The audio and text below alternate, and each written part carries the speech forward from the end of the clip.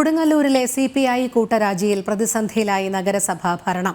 നഗരസഭാ കൗൺസിലർ സ്ഥാനം രാജിവെക്കാനായി 2 കൗൺസിലർമാർ പാർട്ടി ജില്ലാ നേതൃത്വത്തിന് കത്തയച്ചു. ഒരംഗത്തിന്റെ ഭൂരിപക്ഷത്തിൽ LDF ഭരിക്കുന്ന നഗരസഭയിൽ 21 സീറ്റുകളുമായി BJPയാണ് പ്രതിപക്ഷത്തുള്ളത്. 2019 മുതൽ കൊടുങ്ങല്ലൂരിലെ CPIയിൽ നിലനിൽക്കുന്ന വിഭാഗീയത രൂക്ഷമായതോടെയാണ് രാജിയിലേക്ക് കാര്യങ്ങൾ നീങ്ങിയത്.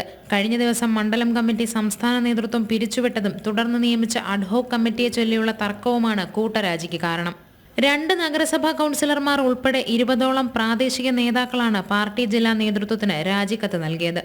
കൗൺസിലർ സ്ഥാനം രാജിവെക്കുമെന്നും കൗൺസിലർമാരായ ബിനിലും രവീന്ദ്രൻ നടുമുറിയും പാർട്ടി നേതൃത്വത്തെ അറിയിച്ചു. 44 അംഗങ്ങളുള്ള നഗരസഭയിൽ LDFന് 22ഉം BJPക്ക് 21 അംഗങ്ങളുടെ പിന്തുണയാണുള്ളത്.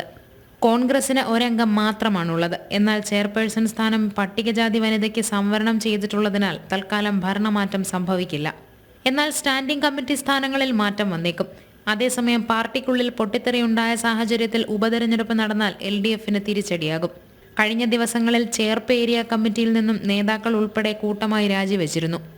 ലോക്സഭാ തിരഞ്ഞെടുപ്പ് അടുത്ത സാഹചര്യത്തിൽ ജില്ലയിലെ വിവിധയിടങ്ങളിലായി CPIയിൽ കൂട്ടരാജിയുണ്ടാകുന്നത് LDF നേതൃത്വത്തെയും പ്രതിസന്ധിയിലാക്കുകയാണ്. ജനം, തൃശൂർ.